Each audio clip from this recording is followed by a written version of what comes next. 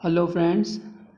आज हम बात करेंगे दलहनी फसल का 12वां लेक्चर, जो कि मूंग की दाल पे होगा।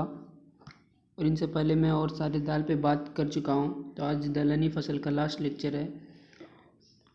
और मैं मूंग की दाल लेने से पहले कुछ क्वेश्चंस पूछ रहा हूँ, 2 क्वेश्चंस, उनका आंसर आपको कमेंट बॉक्स में करना है। तो चलिए स्टार्ट करते हैं। मिस्टर नेगरी आपसे फर्स्ट क्वेश्चन पूछता है, भारत में दालों का सबसे बड़ा उत्पादक राज्य कौन सा है? ओके, उत्पादक राज्य कौन सा है भारत में दालों का? ओके, तो आपका फर्स्ट ऑप्शन है बिहार, आपका सेकंड ऑप्शन होने जा रहा है यहाँ पे Madhya Pradesh MP, third option है आपका यूपी, और फोर्थ ऑप्शन है आपका पंजाब। तो आप जो आपको सही आंसर लगता है उनको आप कमेंट बॉक्स में आंसर करें, कमेंट सेक्शन में मस्ट है आंसर करना। ओके, और एक लास्ट क्वेश्चन आपका आज का है जो कि दाल से रिलेटेड है। पर याद रहे, अभी मैं वीकली टेस्ट पेपर नहीं ले रहा हूँ कुछ कारणवश, तो मैं वो भी कुछ दिनों बाद में लेना स्टार्ट करूँगा। ओके, तो चलिए नेक्स्ट क्वेश्चन पे चलते हैं। ये रहा, अरहर का जन्म स्थान कहाँ है? तो आपको फर्स्ट ऑप्शन मिल रहा है इंडिया, सेकेंड ऑप्शन मिल रहा है आपको अमेरिका, और थर्ड ऑप्शन आप देखने को जा रहे हो चाइना, और आपका फोर्थ ऑप्शन है ब्राज़ील। तो आप इनको कमेंट बॉक्स में आंसर करें। ओके, ये क्वेश्चन का भी। तो चलिए अब स्टार्ट करते हैं मूंग की खेती। ओके, मूंग का फसल, मूंग कैसे उगाते हैं उनके बारे में आज बात करेंगे। ये रहा हमारा मूंग। अब इस पे हम चर्चा करते हैं मूंग की खेती पे। ओके, तो मूंग में हम बात करेंगे कौन से पॉइंट्स पे, तो आपको बता दूं, बात करेंगे हम उत्पत्ति स्थल का, क्षेत्र विस्तार का। ओके, और इनके साथ साथ खेती के लिए मिट्टी जलवायु का बात करेंगे, मिट्टी और जलवायु का बात करेंगे। ओके, और इनके साथ साथ हम बात करेंगे शस्त्र क्रियाएँ जैसे भूमि की तैयारी, ओके, बीजोपचार, बीज दर और बोने की विधि, इन सारे पर हम बात करेंगे। तो ये 100% हम एनसीईआरटी कवर कर रहे हैं, आज हम कहीं भी बाहर नहीं जा रहे हैं। तो आप इनका मूंग के बारे में हम जानेंगे, ये जब हम एनसीईआरटी का स्लाइड लाएंगे तो हम जानेंगे मूंग के बारे में। ठीक, अभी आप जानिए इसका उत्पत्ति स्थल आपको देखने को मिलता है भारत। ओके, भारत है, और जो है यहाँ मध्य एशिया, जो है मध्य एशिया, यहाँ भी देख माना गया इनको भी, मध्य एशिया को भी इनका उत्पत्ति स्थल माना गया है। ठीक, और क्षेत्र विस्तार की बात करें, अगर हम क्षेत्र विस्तार की बात करें तो इसकी खेती हमको जो है भारत में तो देखने को मिलती है, और पाकिस्तान हुआ, श्रीलंका, अफ्रीका, चाइना, यहाँ भी देखने को इसकी खेती हमको मिलती है। ओके गाइज, और भारत के कुछ ऐसे राज्य हैं जहाँ 30 लाख हेक्टेयर भूमि में इनको उपजाया जाता है। तो कुछ राज्यों में आपका आया नाम हम ले तो उड़ीसा है, महाराष्ट्र है, ओके, आंध्र प्रदेश है, गुजरात है, और बात करें तो बिहार भी इसमें शामिल है। ओके, इसमें बिहार भी शामिल है, जिसमें कि ये सारे राज्यों में जो है 30 लाख हेक्टेयर जो है भूमि में मूंग की खेती देखने को मिलता है। और बात करें भूमि की तैयारी की, तो भूमि की तैयारी की बात करें तो इनको दो तीन जुताई जो है करके इसमें पाटा चला देना चाहिए। इसमें 2-3 जुताई करके इसमें पाटा चला देना चाहिए गाइस। और जुताई के समय जो गोबर की सड़ी खाद कितना देना चाहिए, तो 5 टन जो है 5 टन प्रति हेक्टेयर की दर से, और इसको अच्छी तरह से ज़मीन में मिला देना चाहिए। ओके, तो ये बात रही। और बीज दर की बात करें तो 25 से 30 किलोग्राम प्रति हेक्टेयर देना चाहिए मूंग की जो है फसल में। और जो है, और इनका बोने का विधि की बात करें तो 30 सेंटीमीटर रखना चाहिए हमको पंक्ति से दूरी। ठीक, पंक्ति में 30 सेंटीमीटर हमको रखना चाहिए। और उर्वरक प्रबंधन की बात करें, देखो इसमें क्या क्या देखने को मिलेगा, उसको हम एक थ्रू बैक एक ही इसमें बता दे रहे हैं एक साथ, उनके बाद मैं एनसीईआरटी पे चलूँगा। और इनसे बाहर आपको नहीं निकलना, इनसे बाहर आप अगर मैं जितना बताता हूँ उतना ही समझना है, उनसे बाहर निकलते हो तो आपको फ़ायदा दिखने को नहीं जा रहा है। ओके, तो उर्वरक प्रबंधन की बात करें तो 20 किलोग्राम जो है 20 किलोग्राम 20 किलोग्राम नाइट्रोजन और 40 से 50 किलोग्राम स्पूर जो है ये प्रति हेक्टेयर दर से हमको देना चाहिए, प्रति हेक्टेयर दर से हमको देना चाहिए। ठीक, और निकाई गुड़ाई का जो है प्रबंधन की बात करें तो खरपतवार प्रबंधन उड़द की तरह करना चाहिए, जिस पर उड़द में हुआ था उसी प्रकार करना चाहिए। तो चलिए अब एनसीईआरटी क्या बोलता है उस पर हम देखते हैं। ये तो हम बात कर लिए क्या क्या हम पढ़ेंगे। ठीक, चलिए एनसीईआरटी पे हम चलते हैं। ये रहा अपना मूंग का जायद गर्मा मूंग। ओके, तो ये रहा अपना मूंग का पौधा हुआ। ठीक, मूंग का पौधा हुआ, देख रहे हो आप। तो इस पे हम बातें करेंगे आज, इस पे हम आज बातें करें। देखिए एनसीईआरटी बोलता है मूंग जो है बहुत ही महत्वपूर्ण फसल है। ठीक, फसल चक्र के लिए, और ये जो प्रायः धान के बाद लगाया जाता है और हरी खाद के रूप में इनको उपयोग किया जाता है। बात करें तो संसार के जो 70% मूंग की उपज जो है वो भारत में होता है। तो भारत में जो है मूंग का उपज कितना होता है, बात करें अगर क्वेश्चन आया तो आपको आंसर करना है 70%। वो क्या करना है आंसर 70%। तो भारत में जो है 70% जो है मूंग की उपज आपको भारत में होता है। कितना उपज होता है 70%। और मूंग में जो है कई रूप से खाते हैं। मूंग को हम उसके दाल के रूप से खाते हैं, हम घुगनी बना लेते हैं उसके रूप से खाते हैं, और भी आजकल जो भुजिया वगैरह निकलता है उसमें भी मूंग का भी रहता है। ओके, तो अब बात करें तो इसके जो है आटा से जो है बिस्कुट, नमकीन, मिठाइयाँ और भी बहुत सारे व्यंजन तैयार कर सकते हैं, और इसका अवशेष हम पशु को दे सकते हैं। ठीक, ये हमने बात हर एक दाल की तरह कर ली। और हरी खाद बनाने के लिए भी महत्वपूर्ण रोल निभाता है, और दैनिक जीवन में प्रायः इस दाल के रूप में हम खाते हैं, जैसे हम बताया आपको। और इसमें जो 25%, अब बात करें प्रोटीन की तो प्रोटीन इसमें 25% देखने को हमको मिलता है।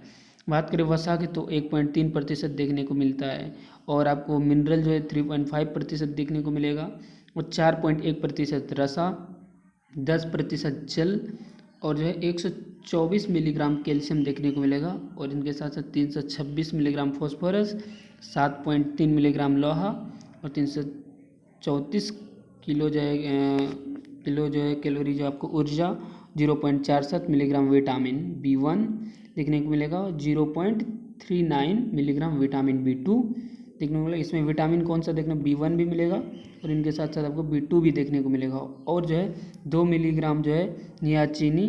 ठीक, और छम जो है बी मध्य जो है प्रति 100 ग्राम दाल में देखने को मिलेगी। कितना, ये प्रति 100 ग्राम दाल में इतने सारे चीज़ देखने को मिलेंगी। ठीक, तो चलिए अब बात करेंगे हम अन्य दलहनी फसलों की तरह जो है यह भूमि नाइट्रोजन स्थापित करती है। ठीक, जो कि देखिए अगर इस मूंग में हम नाइट्रोजन देते हैं तो ये क्या होता है, स्थापित हो जाता है। ठीक, और इनके बाद जो हम पौधे लगाते हैं, फसल लगाते हैं, तो उसमें हमको नाइट्रोजन की मात्रा कम देनी पड़ती है। ओके, चलिए आगे बात करते हैं। जैसा कि हमने बताया पहले कि उत्पत्ति स्थल इसको भारत और जो है मध्य एशिया को माना गया है, और वितरण और या क्षेत्र विस्तार की बात करें तो भारत जो है यह Bharat, Verma, Sri Lanka, Pakistan, China, Fiji, Africa में इसकी खेती देखने को हमको मिलता है। और भारतवर्ष की बात करें तो 30 लाख हेक्टेयर भूमि में उपजाई जाती है। भारतवर्ष में कितनी भूमि में उपजाई जाती है, तो हम बोलेंगे 30 लाख प्रति हेक्टेयर भूमि में हम मूंग की फसल को उपजाते हैं। ओके, और इसके मुख्य प्रदेशों जैसे उड़ीसा की बात करें, महाराष्ट्र, आंध्र प्रदेश, गुजरात, और इनके साथ साथ हमारा बिहार भी अवस्थित है। जबकि बिहार में इसका औसतन वार्षिक जो है गर्मा खरीफ मूंग की बात करें तो इनका जो उपज है क्षेत्रफल हमको 15,08,881 हेक्टेयर देखने को मिलेगा, और इनका उत्पादन की बात करें तो 99,373.75 मिलियन टन देखने को हमको मिलता है। और बिहार में जो है इसकी खेती जो है गर्म और नमी दोनों क्षेत्र में होता है, जहाँ वर्षा कम होता है, जहाँ पे वर्षा हमको कम देखने को मिले। ओके, वहाँ पे इनका खेती हम देखते हैं। खरीफ के मौसम में भी करते हैं। ओके, लेकिन जहाँ सिंचाई की समुचित व्यवस्था हो इसे ग्रीष्म ऋतु में करते हैं। तो हम मूंग की खेती जो है खरीफ और गर्मा दोनों में करते हैं। ओके, और बात करें, देखिए जहाँ पे सिंचाई की व्यवस्था कम हो तो उसको ग्रीष्म ऋतु जायद, जिनको जायद बोलते हैं, उसमें भी करते हैं। ओके। और बात करें हम उपयुक्त जलवायु की बात करें तो इसकी खेती जो है बलुई दोमट से लेकर दोमट मिट्टी में की जा सकती है, ठीक, जहाँ जल निकास समुचित व्यवस्था में हो। क्षारीय मिट्टी इसके लिए उपयुक्त नहीं है, और क्षारीय मिट्टी की बात करें तो इनके लिए उपयुक्त नहीं माना जाता है। इससे विभिन्न प्रकार के जलवायु में खेती कर सकते हैं, लेकिन इनका तापमान जो है वो 25 डिग्री सेंटीग्रेड से लेकर 30 सेंटीग्रेड होना चाहिए, और 80 से 100 सेंटीमीटर जो है वर्षा मूंग के फसल अवधि में होती है। 100 दिन का इनका फसल अवधि होता है मूंग का फसल अवधि 100 दिन होता है, 100 दिन होता है, ठीक, और डे होता है। और इनका बात करें तो इसमें वर्षा जो है 80 से 100 सेंटीमीटर, सॉरी 80 से 100 सेंटीमीटर हमको देखने को मिलना चाहिए, देना चाहिए, सर्वोत्तम पाया जाता है, ठीक। शस्य क्रियाएं में देखने को मिलता है भूमि की तैयारी। तो हम बताए थे कि 2-3 जुताई पर पाटा चला देना चाहिए। जुताई के समय जो है गोबर को सड़ी हुई खाद 5 टन प्रति हेक्टेयर के दर से मिला देना चाहिए। ये बात हम बता चुके हैं। बात आता है इनका प्रभेद का, तो ये जो है आप स्क्रीनशॉट लेंगे और खुद से पढ़ेंगे। इसमें मैं वेस्ट ऑफ टाइम को वेस्ट नहीं करूँगा। ओके, एक मैं बता दे रहा हूँ, जैसे HUM16 है, ठीक। तो बुआई का समय इनका देखिए तो 15 फरवरी से 15 मार्च, ठीक, और ये खरीफ फसल के लिए। और पकने की अवधि इनको 65 से 70 दिन मिलता है। और इसका औसत उपज की बात करें तो 15 से 16 क्विंटल प्रति हेक्टेयर देखने को। और अभिव्यक्ति की बात करें तो रोगरोधी और मिश्रित खेती के लिए उपयुक्त फलियों का एक साथ पकना, ठीक। तो इसे आप पढ़ेंगे, और एक इनका स्लाइड है, उनका भी स्क्रीनशॉट आप ले लोगे।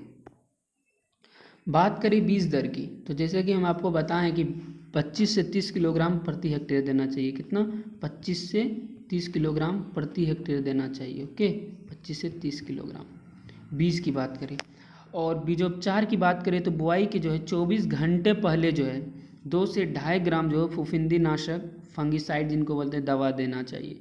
तो उनका नाम जो है जैसे हर एक दाल में देते थे, डाइफोल्टान देते थे, हम ये दवाई के बारे में बात कर चुका हूँ। थीरम इनके बारे में, और कैफॉन इनके बारे में। ये प्रति किलो बीज की उपचारित करना चाहिए। ओके, और बुआई से जो है पहले जो है फफूंदनाशक दवाई का उपचारित करना चाहिए, ठीक। और उनके बाद जो है बुआई करना चाहिए। अब बात करते हैं बोने की विधि, तो पंक्ति से पंक्ति दूरी 30 सेंटीमीटर होना चाहिए। ओके, पंक्ति से पंक्ति की दूरी 30 सेंटीमीटर हमको देखने को मिलना चाहिए, ठीक गाइस। और बात करें उर्वरक प्रबंधन की तो 20 किलोग्राम जो है नाइट्रोजन आपको, और 40 से 50 किलोग्राम जो है स्पूर आपको जो है प्रति हेक्टेयर दर से देना चाहिए, प्रति हेक्टेयर के दर से हमको देना चाहिए। ओके गाइस, ये बात रहा आपको उर्वरक प्रबंधन की। तो चलिए आगे बढ़ते हैं। तो आज के लेक्चर थोड़ा छोटा रहेगा। ओके, थोड़ा छोटा दिखने को मिलेगा हमको। तो जो भी स्टूडेंट नए आए हो तो टेलीग्राम ग्रुप ज्वाइन कर लो, वहाँ पे आपको सारी वीडियो दिखने को मिलेंगे, क्योंकि उसमें लिंक अवेलेबल रहता है। और व्हाट्सएप ग्रुप ज्वाइन कर लो, ठीक। यहाँ पे भी आपको जो हम बहुत सारे नोटिफिकेशन इस पे भी मैं देता रहूँगा बोर्ड से रिलेटेड। ओके, तो वो डिस्क्रिप्शन बॉक्स में आपको लिंक दिया रहेगा, ठीक है गाइस, डिस्क्रिप्शन बॉक्स में लिंक दिया रहेगा। तो चलिए आगे बात करते हैं हम। तो उर्वरक का जो है पूरी मात्रा हम जो बुआई से पहले देंगे, एक समान देंगे और इनको पूरा मिला देंगे, ठीक, मिला देंगे खेत में। Okay guys. और निकाई गुड़ाई खरपतवार प्रबंधन की बात करें तो निकाई गुड़ाई खरपतवार प्रबंधन जो है उड़द की तरह ही करेंगे, उड़द की तरह ही करेंगे। आप उड़द की दाल देख लो, उसी प्रकार हम करेंगे। ओके गाइस, तो चलिए आगे देखते हैं। और एक बात ध्यान रखिएगा, जो आने वाला लेक्चर होगा तेलहनी फसल, तो उसमें जो है मैं एक शॉर्ट नोट जो है वो प्रोवाइड करने जा रहा हूँ, ठीक, प्रोवाइड करने जा रहा हूँ आपको। इतना बड़ा जो लेक्चर है, इस हर कुछ उसमें बताया जाएगा, लेकिन एक सिस्टमेटिक तरीके से, ठीक। और ये जितने आप पॉइंट देख रहे हो ये आपको देखने को बहुत कम मिलेंगे। ओके गाइस, तो चलिए वो तेलहनी फसल से होगा। तो आज हम पहले मूंग कंप्लीट कर लेते हैं। जैसा कि हमने बताया था आपको और एक टेबल देखने को मिलेगा, तो ये आपका सेकंड टेबल है, इनका भी स्क्रीनशॉट ले ले, ठीक। तो इसमें भी बात किया है फसल का नाम, ठीक, कीट रोग का नाम है, कारकों का नाम है, लक्षण देखने को, प्रबंधन चित्र। आपको अगर समझ में नहीं आता है तो ये भी आप कमेंट सेक्शन में करें, इनको भी मैं बताऊँगा, लेकिन आई थिंक ये आपको समझ में आ जाना चाहिए, ठीक। और आज का हमारा लास्ट स्लाइड ये रहा, कटाई, दोनी एवं भंडारण। इस पे हम बात कर रहे हैं, कटाई धोनी और भंडारण। तो देखिए मूंग की फलियां जो है एक साथ पककर तैयार नहीं होती है, आपको याद रखना चाहिए। मूंग की फलियां जो एक साथ जो है पककर तैयार नहीं होती है, पकी हुई फलियों की तोड़ाई 2 से 3 बार में पूरी करते हैं।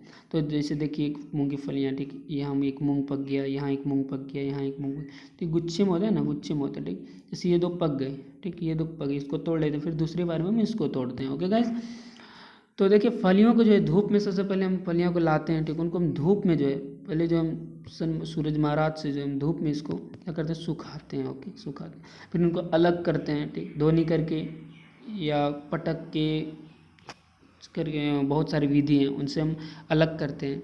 फिर हम धूप में सुखा के इनको हम भंडारित करते हैं, ठीक। ये विधि रहा हमारा कटाई धोनी एवं भंडारण की। ओके, तो आज जो है दलहनी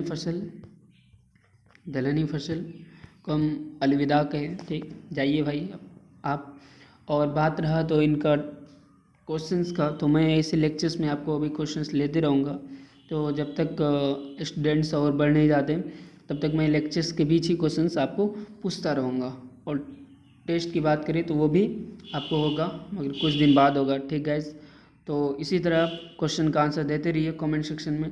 मैं बहुत खुश हुआ, बहुत बच्चों ने कमेंट सेक्शन में आंसर भी किया।